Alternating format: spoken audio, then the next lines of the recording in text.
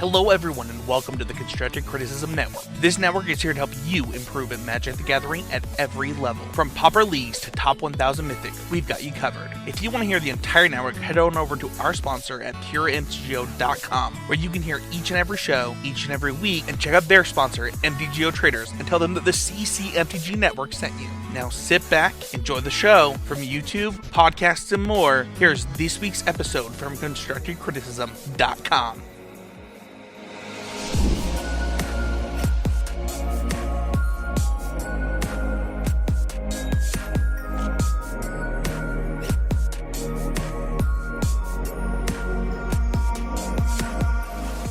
Hello everybody, and welcome to episode 135 of the Common Knowledge Podcast. I'm your host Christian, and I'm joined by our co-host Brad. Hello everybody. Before we got too far into this episode, I just want to remind everyone that Common Knowledge and all of the podcasts on the Constructive Criticism Network are sponsored by puremtgo.com. If you would like to support the show, make sure to like, share, and subscribe to the Common Knowledge YouTube channel, and check out our Patreon. With that out of the way, let's get on with the podcast this week. And this week we actually have a very special one. Yes, we do. If you don't mind me taking the reins for a second, I want to give a little introduction. We got a new friend of the show, hopefully friend of the show, on with us. We're pretty honored to have, in my mind, one of the more influential content creators in all of Pauper, in all of our format. Obviously, prolific writer, video producer, streamer, excellent streamer, and all around really just an artist whose medium is Magic the Gathering. Pauperganda is the brand, and Deluxekoff is the one behind it that makes it all happen. Welcome to the show, Adrian. Hey, thanks for having me, guys. It's so weird to hear my name. I'm so used to just being called Deluxe or something. Yeah, I meant to ask you beforehand what you prefer to go by, but I did actually learned your proper name right when you came in before the show. So. Yeah, no, it's no biggie. I guess we'll just keep it Deluxe since my real name doesn't mean anything to anyone. Right. But yeah, welcome to the show. Thank you guys. No, it was a nice invite. I think the bottom line of everything is what this is all about is, pushing egos and crap aside, and it's about the format, and so if we can help each other out or help others out, that's always kind of been my MO. And yeah, I've even had people in the past, you do anything long enough, you're going to have lovers and haters and stuff. And sometimes I'll even promote them and people are like, what are you doing that for? They're always talking smack about you. And I'm just like, well, they're good writers, or, they're this. It's not about me. Yep, absolutely. I wish they had your same mentality, your same outlook. Yeah, it's a lot like the improv world, where one of the first rules they teach you is to just say yes and. Things go forward, skits move on, things evolve. But if you say no, you'll just see the play or whatever it is die on stage. It just stops. Yeah, there's just roadblocks everywhere. And I've seen your guys' stuff on Pure MTGO a bit. I have to admit, that's actually where I started, was writing, because in true Pauper form, I didn't want to spend money. I got into it and I was just fascinated by it. And I wrote Stompy Ride up on one of the first challenges I won. And I was like, wow, this is writing money goes a long way to build like Pauper decks, especially back then. Right. And I really got into the writing thing, not knowing that, that was probably the beginnings of like the Pauperganda thing. And it's frustrating now because when I go back and find those articles on Pure MTGO, which are just way long ago, for some reason, whatever image site we were using, because I went all out on the graphics and now they're all offline. So it's just a wall of text and all these weird links that are broken. And I'm like, damn it, I worked so hard on that. But yeah, it's kind of come full circle. But yeah, I know they support one of my favorite events via Arctic Ghost on gatherling.com, which is Pauper Classic Tuesdays. Yep. And that's just been a mainstay. And through the pandemic, that's kind of been my Tuesday night go-to. There's not much to look forward to, especially where we're at. The lockdown was pretty severe. So Tuesdays were always a very nice little boon. And Pure MTGO has always been just so generous with the support there and just handing out lots of good stuff. So yeah, good times. Yep, very good times. Pure MTGO is great. There's kind of this thing that goes around the internet every now and again that your favorite content creator probably got their start with Pure MTGO. Mm-hmm. Yeah. But yeah, those you brought up those player run events. Those were huge. Obviously, 2020 was a big year for those type of events. Yeah. Almost every single day, it seemed like, somebody was running an event like that, and they were great. I played in quite a few of them. I would announce a few leagues over on Cards Realm through Twitch and this and that, and then, but those are great. Some of those are where you can test a lot of things that you can't test otherwise. Yeah. Online, and I think I really like that about the format or the experience. Yeah, for sure. And I think at the core, because like I was telling you offline, I edit for a living in movie trailers and blah, blah, blah. And so I try to bring that energy to a lot of the stuff we do for Pauperganda and things like that. But I also really, really love just brewing. I just love sitting down, and sometimes you get a little creative chip on your shoulder and you're like, nobody's done this. Right. And, you're like, I'm just going to try to go all in, and you usually, hit the rocks and crash and burn and stuff. But every once in a while you'll get a glimmer of something, or a new set comes out and it makes this old idea you have shine a little bit brighter. And it's neat. And then I just love how it doesn't really rotate. We get some bands every once in a while. Sure. We need some every once in a while.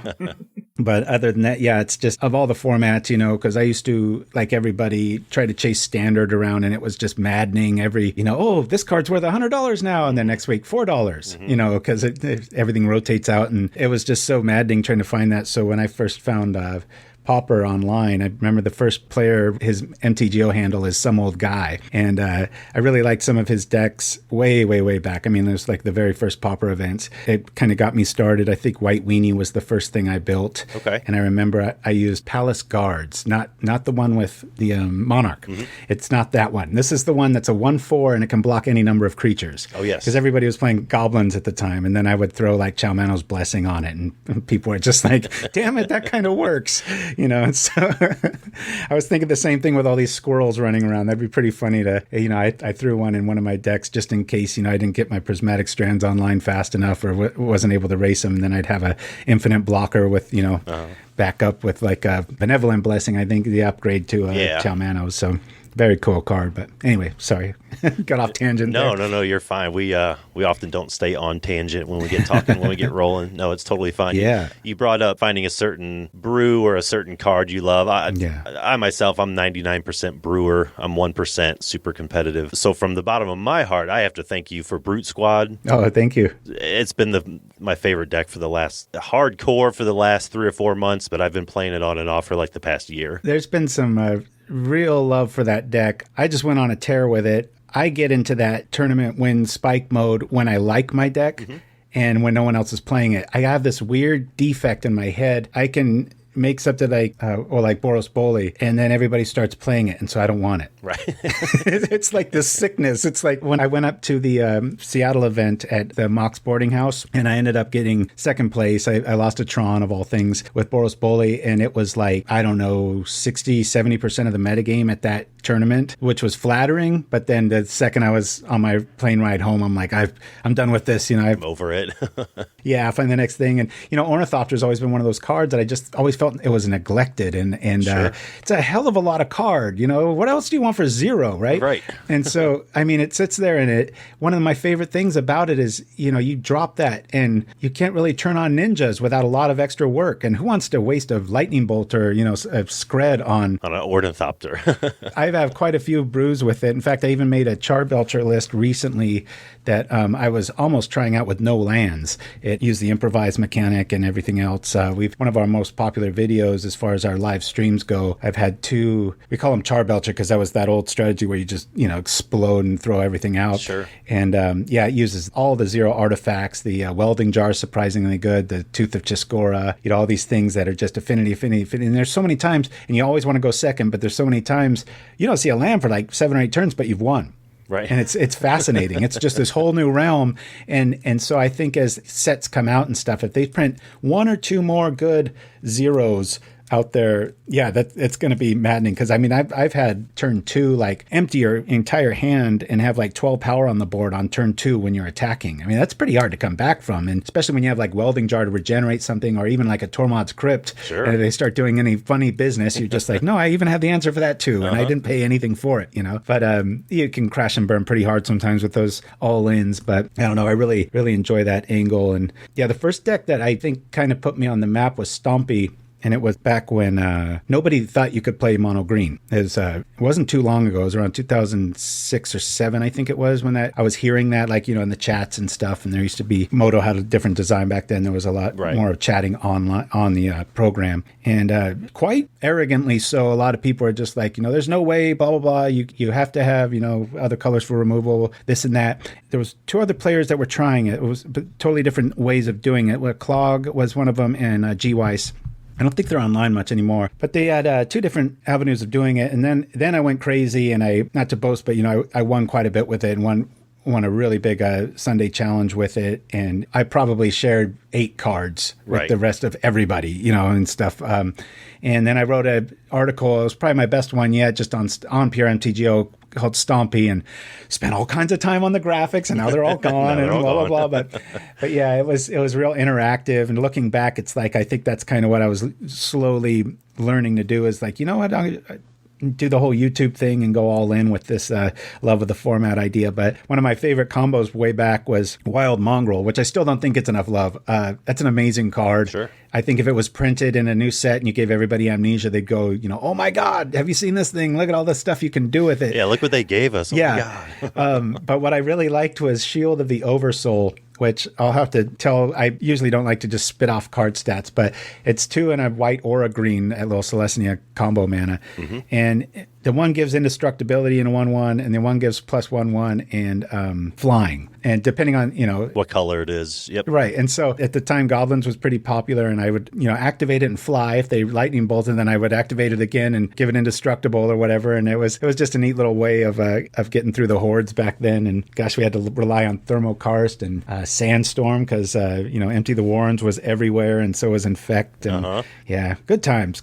I've always, when that, ban is such a 4-letter word that's posing as a 3-letter word in our communities, it's such a polarizing thing. And I've always been in 2 extreme camps where, even though it's kind of been a little bit forgotten because of the Storm Menace, which is such an obvious problem, I've always been against Tron. And that's really why I stopped playing a lot of competitive play. And I do a league every once in a while, but I'm nowhere. I mean, I used to do it all the time. And sure. I just get so tired of that Flicker Loop combo. And you can have, 3 Macabres in hand and all this, and there's just too many ways for them to, splinter and get through. So my theory is ban list where you do get the ghostly flickers and the ephemerates, maybe even 1 Tron land, just to really punch it in the gut, right, and make that part go away. Because Familiars is right behind it. If you just pick on Tron, they use the same engine, or you get the Chittering Rats, which is worse than a land destruction lock. Just drawing that same card over and over again. Oh, it's miserable. And I think the other extreme is just to say, hey, there's no ban list. We're just going to start again, because it's a self-correcting format. Maybe there would be some sort of balance after a couple of weeks or a month or 2 of I'm sure there'd be some a 5-color Stormtron deck that somebody would come up with that would just be like, okay, now we got. But I think it would really help clear up a lot of the glaring problems of the format. But I don't think we need to go that extreme. But those are my 2 wish lists. It'd be kind of neat to, because I really miss the days of probably my most successful deck monetarily. Not many people knew about. I called it, egocentrically called it just Deluxe Red, because I didn't know what else to call it. But it was a red Storm deck, mono red, with Empty the Warrens and Kiln Fiend and Bushwhacker. It even ran Spark Spray and Lava Darts, because back then, a lot of times echoing, same with right now, echoing Decay, echoing Truth, to get rid of all your stuff. But if you had a Lava Dart in the yard, it would help towards Storm. It would build up Kiln Fiend crazy. Right. In the end of it, if you were disciplined enough to keep one in your graveyard, you could just throw it out from your graveyard and do the double aha when they think, they're going to echoing decay your entire army, and you only have to lose 1 of your 20 dudes, and then you still trump it. But yeah, it's just a lot of fun. I've always leaned towards aggro. I like aggro combo, and I like synergies, and efficiency is probably the number one thing. My youngest is really getting into Magic right now, and he's a lot better player than I am. Very, very cerebral, really, really likes the overly complex stuff. But I've played decks like that, and I could play that way. But I think my best advice to anybody, if they are playing any sort of tournament, is you really just need to play what you want to play. Sure. If there's deck A and it's so superior and you're dumb not to play it, but you don't like playing it, I almost promise every time you're going to do better if you just play the thing that you like. Yep, I feel the same way. I've had to relearn that. I relearn that probably once a year. I'll just, I'll go into something and I'm like, you know what? I really want to play this, but I'll probably get trounced, so I'll play this, and then I get trounced. But it feels better. Yeah. No, it's always nicer bringing your own toys to the party. Sure. I'm slowly amassing a paper Pauper deck collection. Yeah. I'm up to 31 or 32 total decks, and none of them are Tron. Oh, good for you. I don't like playing the deck. Yeah. I don't want it to be a choice. I'm sure eventually it'll end up in there, but I don't even want it, you know? That reminds me, when I went up to the Mox Boarding House to compete in that, I met the coolest group out of Bellingham. They call themselves the MTG Bellingham Crew. And real nice guys. We all competed, and a few of them placed right around where I did, and had a really good time. The I guess organizer or leader, his name's Ryan, and he did what you did, where he built a bunch of paper, decks all ready to go, and his store didn't have a pauper seat. Mm-hmm. And so instead of hoarding them, he just let the owner just kind of keep them behind the counter and just give them, and it sprung up the coolest pauper community in like weeks. That's awesome. It was just, and then people want their own, and then it's a thing, and then you've always got a thing to do and show up and play and stuff. And so I like to let people know about that option. You don't want to be throwing out a bunch of lotus petals and things like that if you don't trust the store or whatnot, but each one's a different scenario. But I think that's a really neat idea if somebody really likes playing paper, not so much online, and they want a way to promote it or kickstart it sort of thing. And there's a few places here in LA where I just have one of those QR codes, and it just says play pauper, and there's just this little tap symbol pointing towards it, and it just redirects people to our YouTube page to see if things like this or whatever to get more into the format and stuff. So because it bites people. I've noticed that not too many people leave pauper. They'll do other things, but they always come back to it. I don't know. It's just it's kind of the bedrock of Magic, and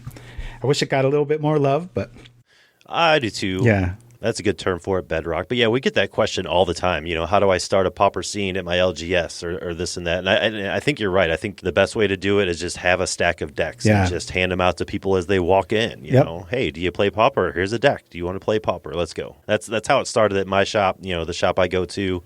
Yeah. For the longest time, it was just 2 or 3 players. For months on end, and now it's finally. I mean, it's not huge, but it's something. Whenever they have an event, it's 10, 15, 20 that's people. Plenty. That's plenty. That's respectable, I think. Yep. That's how it all begins. So.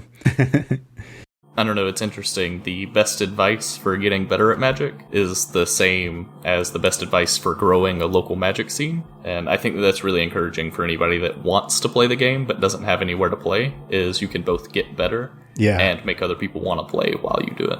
Yeah, absolutely. It's a good scene. We don't have much of one, believe it or not. I feel like a hypocrite because, the one near us is all into Commander, and I've got the dad angle too because my son's 16 and he's winning all the drafts and I'm super proud as far as the competitive side goes. But every time I bring up Pauper, you get that kind of, oh, come on, Dad, blah, blah, blah. And I'm like, no, you don't understand. People really like this. He's like, yeah, all right, Dad. And he plays a little bit too, but Commander's more his thing, and a super long game. And you've had him on your stream before, haven't you? Yeah. That's what I was told. Yeah, anyway. He goes by the moniker Sapphire, and he plays a little bit on Arena, but he's matured enough to where he understands MTGO is where it's at. It's just, there's just all these bells and whistles, and, it's like going to a carnival fair. And sometimes I forget how noisy that program is. It's just like ADD City. Mm-hmm. And it's just bells and lights and whistles and sounds. And it's just like, God, there's enough to concentrate on with just the game in its purest form. It's like, I don't need all these distractions. Sure. All the animations. Yeah. Vegas style lights. Whenever I do my live stream, I probably average maybe 1 to 2 real clear punts a show because I'm hosting, narrating, I'm trying to roll the commercials and doing other things and playing this game we all love that's pretty damn complex. I think we get used to it, but I think everybody can remember the first time they saw, the game being played, and you're like, oh my God, that's a lot of stuff to have memorized and know and things like that. And it's just crazy. I mean, I started almost at the very beginning in 94. I think it was when The Dark came out. And horrible set. It's about the same. Yeah. Oh, good. Nice. Another old timer. Oh, yeah. And I was all about playing for Ante. I had the funnest time with that. Uh-huh. It always cracked me up because people would focus on like the, like a Shivan Dragon size card. And they're like, yeah, and what are you going to do when this hits? And I'm like, well, the game's not going to get that far. And I had that opinion really early on. And, whether it be, rituals into something silly like Mind Stab Thrall and sack it, they lose 2 or 3 cards, and then him, and then, drop a hippie right behind it. There's all that good stuff in your graveyard, and then my favorite of all time, Contract from Below, is 1 mana, draw 7 cards. Just ante up maybe another swamp. It's like, oh, boo-hoo, sitting there playing on the sidewalk, grinding your cards on concrete. It was sacrilegious. There were no sleeves. There was no play mats now. Just right on the dirt. The Summer of the Skull was always endearing, too, because when Necropotence was first printed, everybody was like, why in the hell would you want to pay life to draw cards. You do that any turn anyway. And so it was in the junk rare pile for the first couple of weeks it was out at the local store I was at. And so I'd go down and play with some pretty big heavies in the Sacramento region. I was closer to the Tahoe region at the time. I started catching on, and this is before the internet, and you had to wait 2 months for a magazine to come out that maybe mentioned the combo or whatever, as everything was a couple months behind. Right. And so I would go back and I was like, okay, yeah, I'll buy all of, 15, 20 of these Necropotents for 5 cents each or something in the crap rare pile. And then, the next week go down and they'd gone up through $2 or $3 more.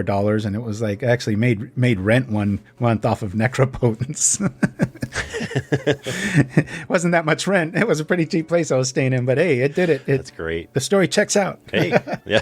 That's right. MTG Finance.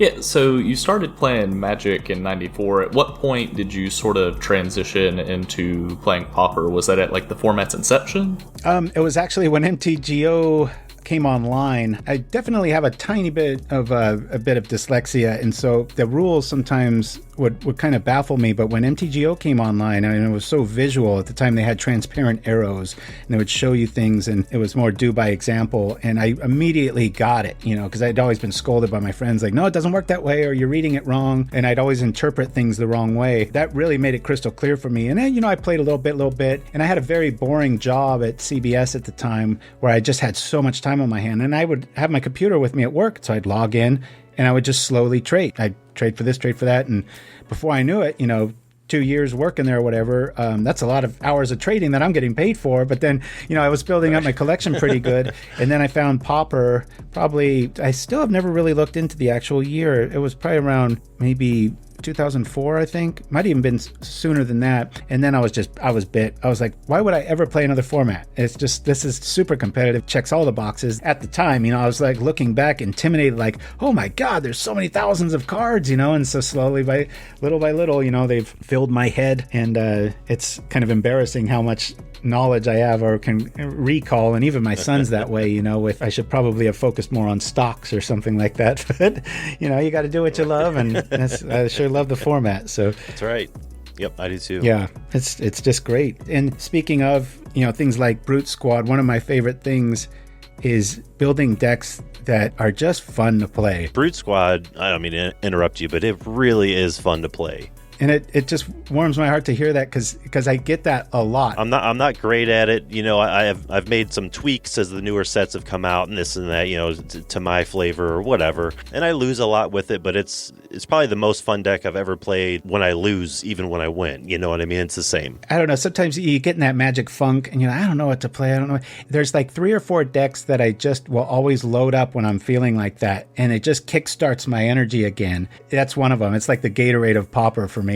Yep. The efficiency and the synergy, and I just really liked it. But again, that goes back to, you're not supposed to play Ornithopter. It's like, really? What if I forced 4 of them in a list? And what would this benefit? And how would that support other cards? And then you just kind of keep going all in on that side of things. So more and more iterations. The most efficient one, Boros Bole was all based on efficiency. Faithless Looting is one of my favorite draw spells in red because my favorite mechanic of all time is Retrace, which, you discard a card, do whatever the color's known for, or discard a land, I should say. Right. I really think Wizards needs to print more of that. It needs to be almost, I don't know, every 2 years or something, do a retrace mechanic, because it really helps the game, because your deck's supposed to, let's say, have 20 lands. Well, you can have 22 now. Almost guarantee you're never going to get screwed, and then you have stuff to do with all that extra things. And so Faithless Looting felt like a younger brother to Retrace.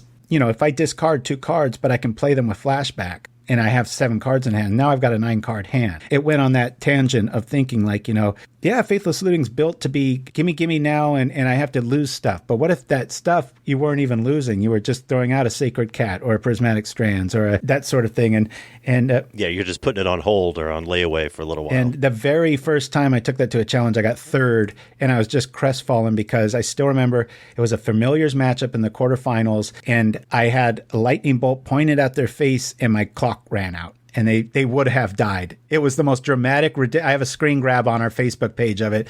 I was just so, and I forget what the finals winner was, but my deck just smoked it. I think it was Delver or something, and Boros Bully just eats that alive. It's like you have to fall asleep and forget it's your turn like 6 times to lose that matchup. I used to get teased a little bit for that when Delver was the king. It was like I would just put my target scope on Delver, and it was like, okay, I'm going to make a deck that can beat that, because then it'll be a real deck, and it was a kind of a design point for a while. Whereas if I built something that couldn't beat it, I'd just move on. It was like, well, you're going to see this, so you better be ready for it. And the one that doesn't get much love, though, is Rallygond. That one, actually, Methonical took that to, I think it was the first deck to win 2 challenges, like by one player with the same list. And again, but it was the same sort of thing, like the Boros Bully sort of engine, where it was like crazy use of the graveyard. And then you had this complete plan B, Midnight Guard with infinite tokens. You had the air attack as well. So all different kind of design strategies and stories. But I guess those are like the 3 or 4 that I've been kind of most mentioned with and stuff. But like right now, like I was telling you, my focus is every other few weeks is on Belcher, because it's just trying to get that lower and lower and lower, and getting rid of lands, get rid of more lands. And I've been really high on this deck that I just call Krark, right? Like as in Krark Clan Shaman. And I just played version 2.0 on our last show. And when you think about the format right now, everything is kind of creature based, even Tron. You're putting out rhinos that make you not attack, or walls that make the game boring, or Affinity's got, it's huge 4/4s, or you got, 10,000 squirrels coming your way. And even against Delver and flying decks, what's the real problem? It's Ninja. And so I looked at that and I was like, what if I went all in on Krark Clan Shaman? I'm going to start a deck where I want 4 of those main. And so obviously I've got a lot of artifacts and this and that, but then I've got some basics, and then, the Cursed Wildfire and such. And I ended up with this list that uses all 8 of the protection from red creatures that are white, blue mana. And then the Guardian of the Guild Pack. So it's kind of these untouchables if you're going against red. And I even have bodyguards in there in case, Cast Down shows up game 1. And it's fun to give Krark Clan Shaman protection from red, wrath the board, and you still keep them. That's a pretty cool thing to have go down. But I've been playing that for like 3 weeks. I've been really high on it, having a lot of fun, mostly just tournament practice. I got a 4-1 and a 3-2 with it, and just a lot of fun. One of the purists in me, the old schooler from 94 days, you'll probably appreciate this, is I miss when colors really mattered, and even going 2 colors used to be pretty hard to do.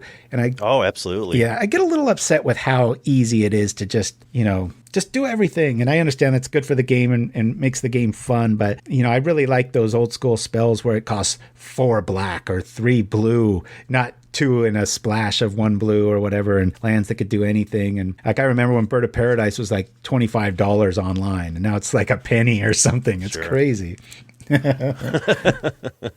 Oh, I wanted to give a shout out to, I've got 2 streamers on the creative front that I've really enjoyed. The first is Spell Slam. He's really known for a Turbo Fog list that I have watched a handful of their videos. Good stuff. Yep. Yeah, he goes really in depth, and I like the energy he puts into, like, he usually has like a little bit of a cheat sheet, and it's a whole like education on how to play it and why he did stuff, and it's really well thought out. And the other one is Chid3, CHID number 3, and he's the one that came up with the Black Rogue list with the Mono Black Rogues. That is another favorite of mine. I love that one. Yeah, that's another just fantastic fun deck that I've seen him build a few other things. I know he was one of the first ones. I know that Caleb got most of the credit for the Storm cycling deck, but I think Chid was right there, like within a minute or 2 of that posting. He had one up too, so it's not as well known, but if you like those kind of cool brews and stuff, he's I don't think he's getting much love, so he kind of hasn't done too much lately, but I don't want him to go away, so I'm always trying to kind of... Now I know the Spell Slam has a YouTube channel. Is that correct? I think that's where I've seen them before. Now are they both streamers and both YouTubers? Yes, yeah, they're on our like friends list or whatever. That's a lot of people are, but those are the 2 that really stuck out as kind of the creative doers and stuff. So yeah, good times.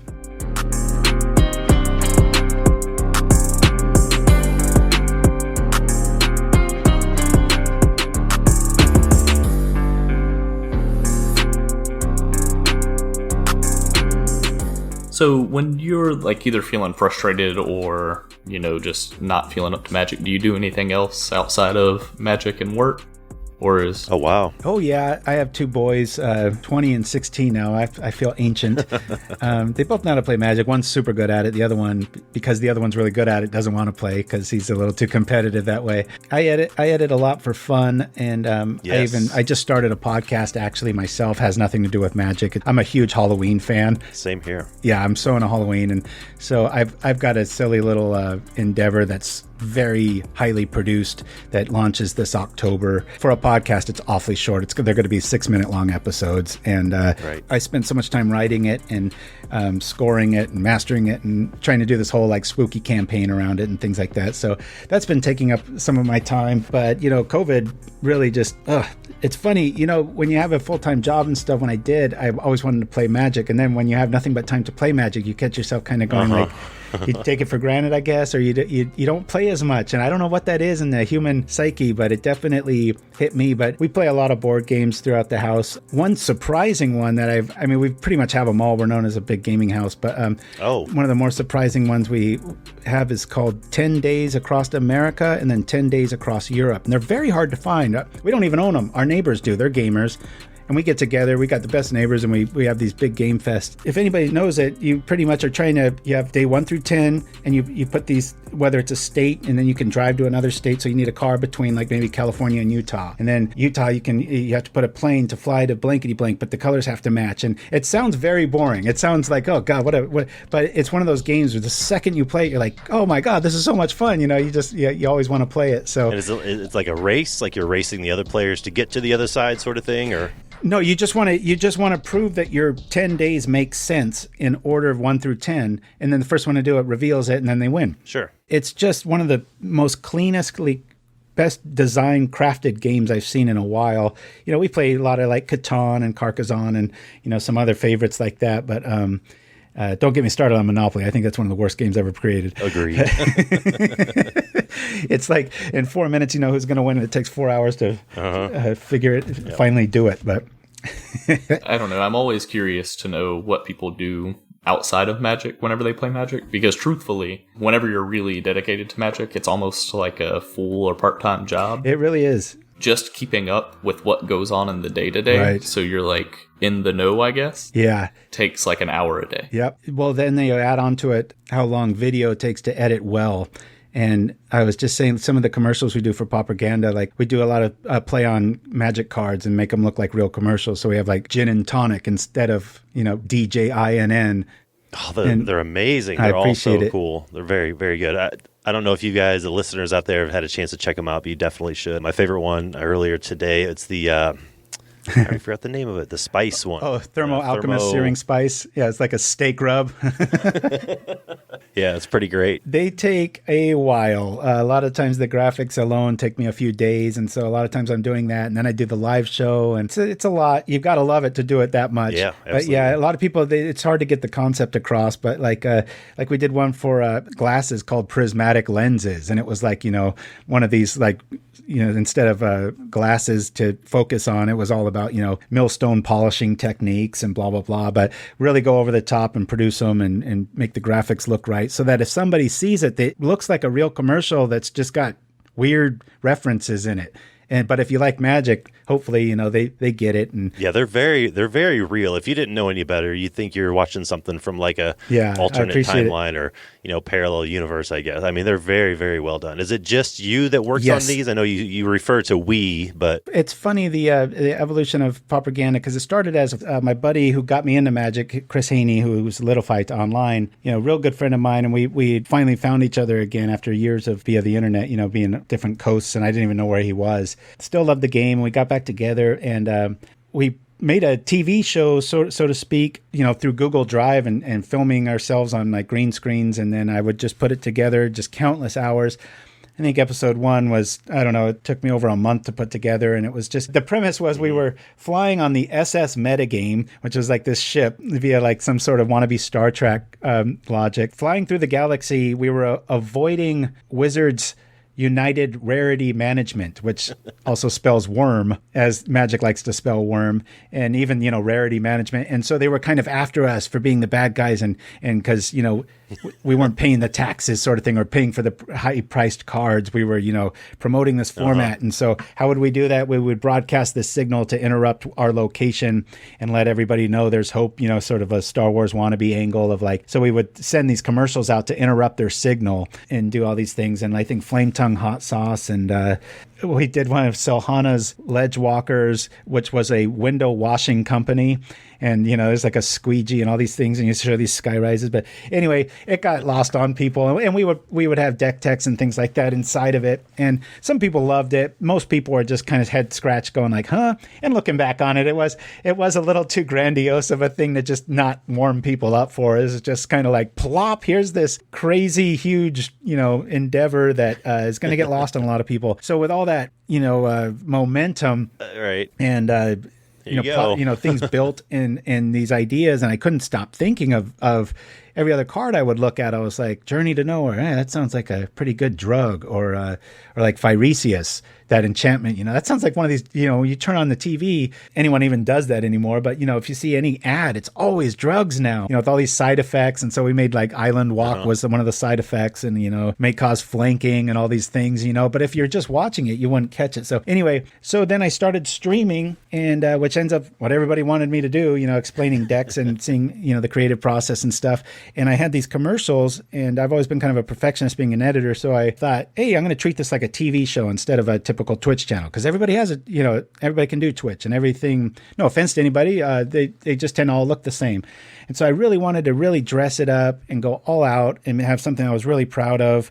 And so I kept upgrading things, images, graphics, finally got a thing I liked. And then by then I had 10, 15 commercials, and then I would do little bathroom breaks, sometimes using old media because I'm only one guy. But I would put like Conan O'Brien, a lot of his old clips were short and enough time for me to go grab a coffee, use the facilities, come back, and there I am again instead of just staring at an empty seat. That's what we try to do every Saturday at 9 a.m. Pacific Standard Time, or PDT. We only miss like 2 or 3 episodes a year. And always trying to bring something new to the format. Sometimes we'll play something really popular, but usually it's something new or a new twist of Rogue. And it's a really good community.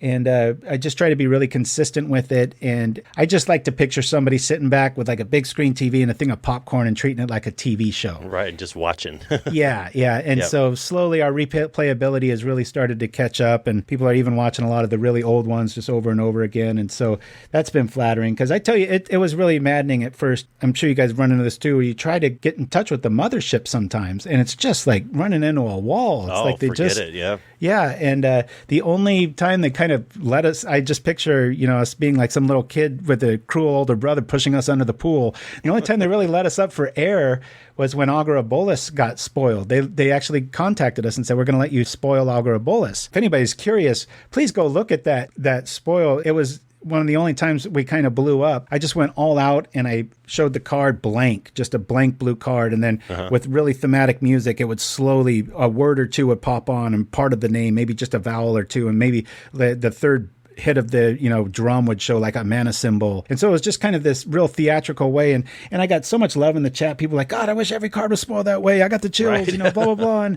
And then so you think that maybe that would be on the main page or get a little love, or maybe another card. Nope, crickets. No, not so much. Since. And then like one of my other good friends from one of my first jobs, his name's Odin, and he has an amazingly successful YouTube channel called Odin Makes, and he does cosplay, and he's like one of these prop gods. He can just build anything. And I don't know if you guys caught it or not, but he did the Bone Splitter, and he asked me to kind of kick it off, and he plugged our show, and then we got a Bone Splitter out of it that just looks amazing. I made the Bone Splitter art without the Bone Splitter in it with some Photoshop trickery, and then he actually put the real one in it, and it ends up landing perfectly with like the shadow and stuff, and just one of those things that just went so right. And that made it to the mothership too, but that's more of Odin's thing and such. But I've always had bad interactions with I can't even call them interactions. They just go nowhere. Yeah. You had just brought up Twitter while we were offline. We started up on Twitter, and I just didn't get it. It's such a seething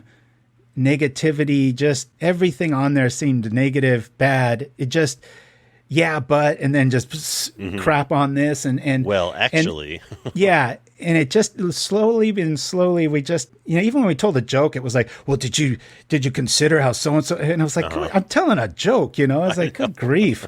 So I just slowly just got really turned off by it. Now we just use it to repost videos once in a while. And then we had one or two fake accounts on there pretending to be us. I don't even know who they were. And it was just, I was like, God, how much time do you have in the day? It's just kind of a sad commentary. Right. So I really like Facebook because it's so efficient that you can show a whole list. You can throw a deck list on there. You can have feedback. You're not limited by characters. And then obviously, YouTube's superior because, you can just write all you want there and then have a video and stuff. So, what we've been talking about, at the end of the day, it's only me, the old man behind, the Oz curtain or whatever.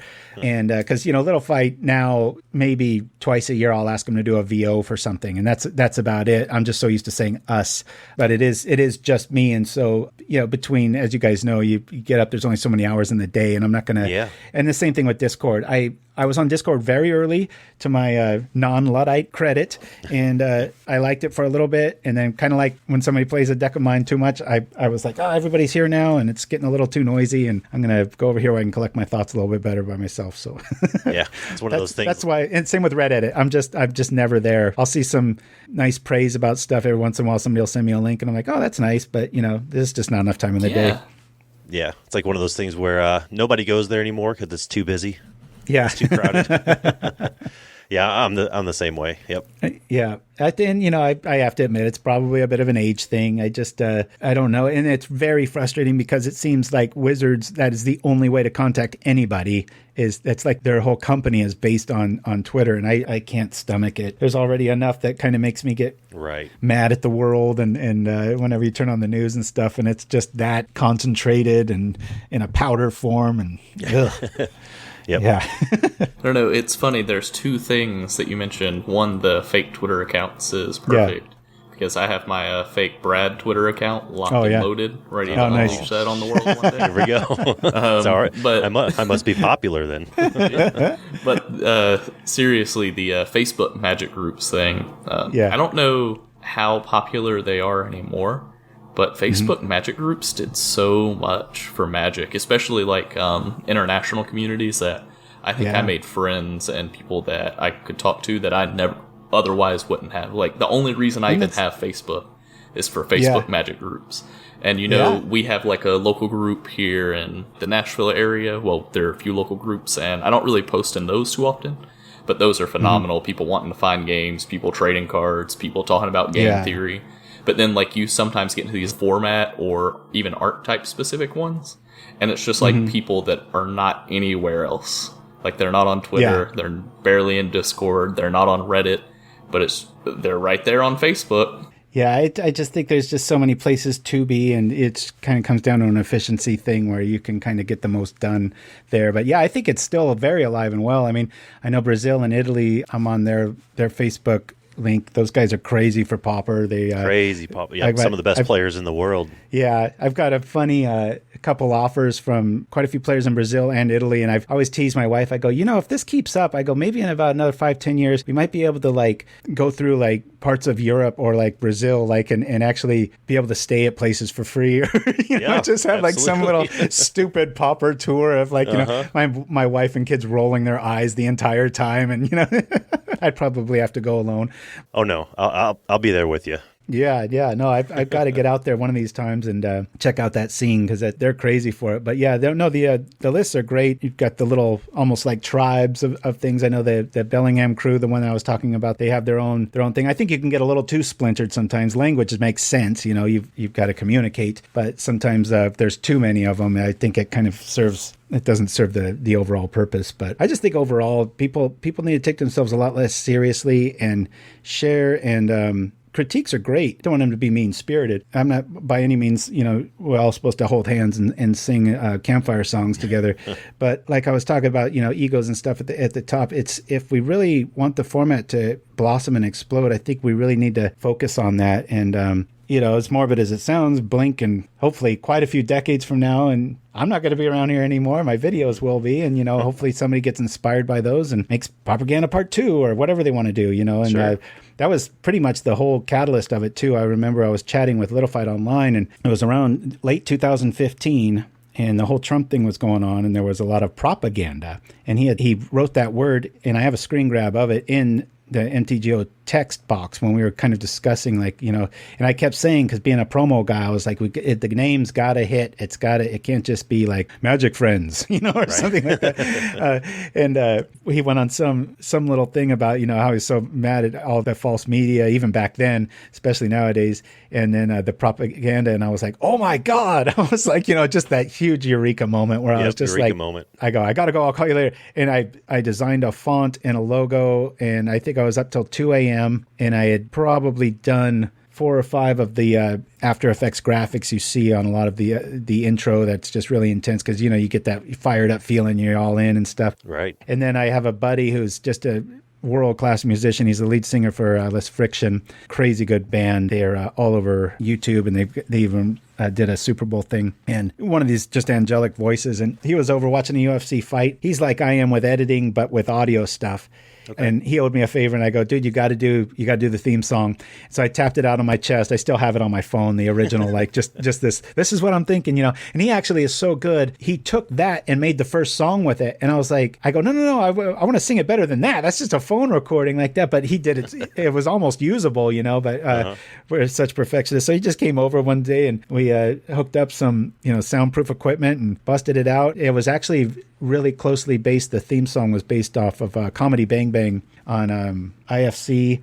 It's just got this super repetitive, gets you almost angry, this worm that just you can't stop humming it or whatever. Yeah. And so I just wanted it to be very simple, and because language is a barrier a lot with Magic. The cards say one thing, but there's so many languages. So yeah, that's where that all was born. So it took off pretty fastly after that, and then once you get a graphics package and I've got everything ready and my assets are here and stuff, and then a lot of times I watch commercials on mute, and that way I can go, if I take footage like that and then put it with this, and then I can make it like this and take from this and whatever, and you could slowly get an idea for. And then now that you're popular, our community tab on YouTube is really fun, because I'll say, hey guys, I'm thinking of the last one we did was Abundant Growth, the land enchantment, but it was it was like a fake soil company, like a Home Depot or something, like, you're going to put weed killer on your lawn or something, but it was Abundant Growth. And so we had all these animations of awesome things growing quickly. And then, all these play on words about chanting the soil with saprolings and things like that. And it's available at Thalids Upkeep, and it's just this like mushroom sign with, stuff. So I think once people are introduced and they get it, they kind of become like pretty hardcore fans of especially the commercials. And I think we have almost 50 now. Yeah.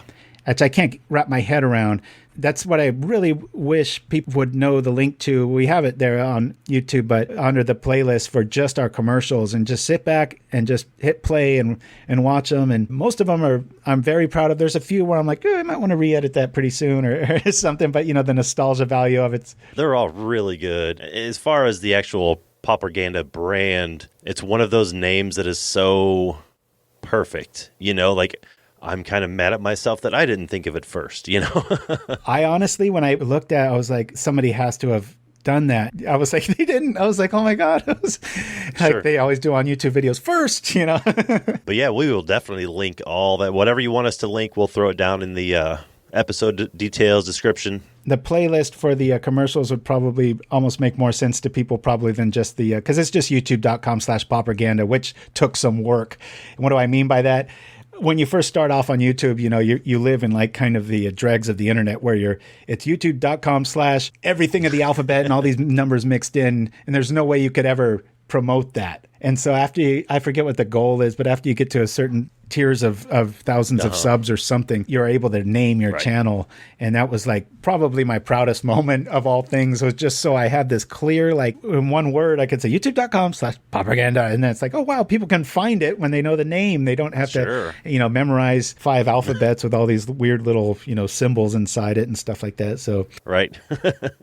Yep. And you're Pauperganda pretty much everywhere too, right? Yeah. Twitch, YouTube, Facebook, Twitter when you're on there. Yep. Everywhere. Yeah. It's facebook.com/Pauperganda and youtube.com/Pauperganda. And I wish I could go back in time and rename myself. My silly moniker of Deluxekoff is actually, I used to play competitive chess quite a bit before I got into Magic. And when ICQ was a thing, which is like the old school first time you ever play online, I used to play chess with my friend Casey, and he always wanted to sound Russian. So after the composer, I think it was Prokofiev is how he pronounced it, but he sounded like some like Russian master, and we'd sit there and play.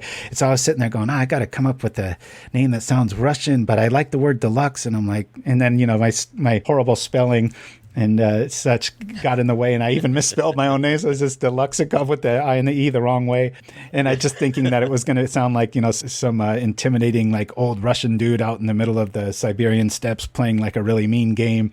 And then when MTGO came around, I was like, yeah, I like that name, but now it's like, gosh, I should have just spent a little bit more time with that, had a crystal ball and go back. Yeah. But yeah, it's the name you get. So most people just say Deluxe. No, it's ingrained now. Everyone knows that name by now. Can't change it. Good times.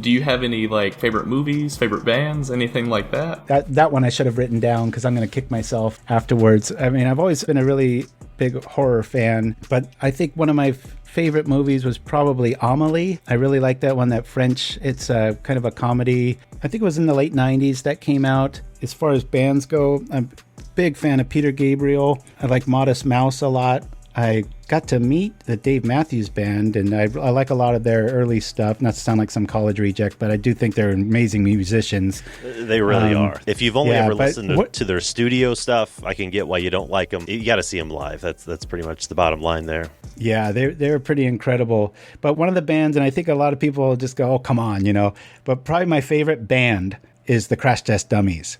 And they're known as a one-hit wonder because they're just and then they were just cast aside, and they're always known. That's one of their worst songs. It sure is. And yep, absolutely. I have never heard a band more dynamic. Every album they come out with is completely different. I mean, like, they will do rock one time, then they'll do like real old school country, not like, I'm wearing a t-shirt and drinking a beer stuff, like the real old school, like very talented, like banjo work and stuff. And then they did this album that I just adore called Songs of the Unforgiven. And most people don't like it because it's very dirgy. And they went in this old church, and it was right after 9/11, and they just played the hell out of it. It's like these organ hymns, and it's almost kind of got this Rakdos vibe to it. And nice. And I've contacted the lead singer a few times. I make masks on the side, being a big Halloween fan. Yeah, that was another part of your YouTube channel I didn't bring up was your mask making, your Theros masks and your we made the Gary mask on the show. I had a few gallery showings of I make really kind of just creepy masks, not spooky, just look like they're just kind of antiquity and stuff. Try to make them look like they've been around for hundreds of years, and I write little like almost flavor text underneath them with burnt edges and things, and just very, I don't know, I just really like that. As far as like TV shows go, as an editor, it's very hard because I'm very critical. I'm not very fun to go to the movies with. I know the tricks, I know the tropes. I hate when like the superhero drops down and looks up, but I do like how the recent Black Widow, how they poked fun at that, because it's just this overused trope that's just I've got a little too much of the superhero movies lately, but Amazon Prime, I really like The Boys. That's fun. It's a very fun show. Oh my God, I just love that show. Probably my favorite TV show for a long time was Dexter on Showtime, which is coming back this November. I really like that kind of strange angle and the really good writing. And there's actually another nice little hit show that not many people know about on Amazon Prime called Wayne, just Wane. Very dark. It's hard to explain this one, but that one grew on me pretty good too. So I'm glad I remembered the Crash Test Dummies, because they always get shoved into that, one-hit wonder box, and people go, oh yeah, that weird band. And it's like, no. Yeah, I've heard that one radio song. Sure. Yeah, and I think Westerners, especially here in America, they get very stultified in their thinking with, you always want that Heldon tenor voice, the typical, that male register's got to be here, and he sings very low.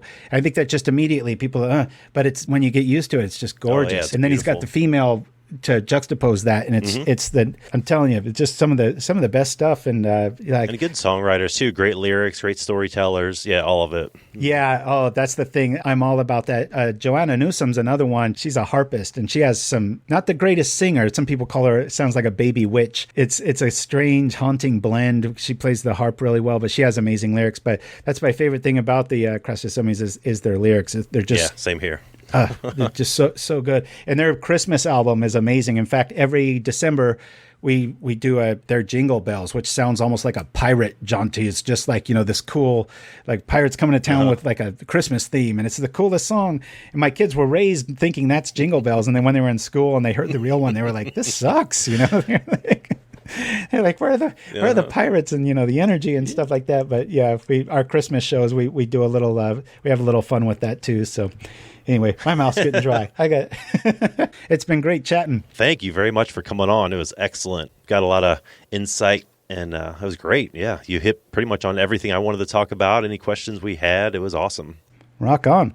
Yeah, and with that, I again just want to thank you, and that's going to do it for this episode of Common Knowledge. If you want to get in touch with us, you can find me on Twitter at JustGuyDad.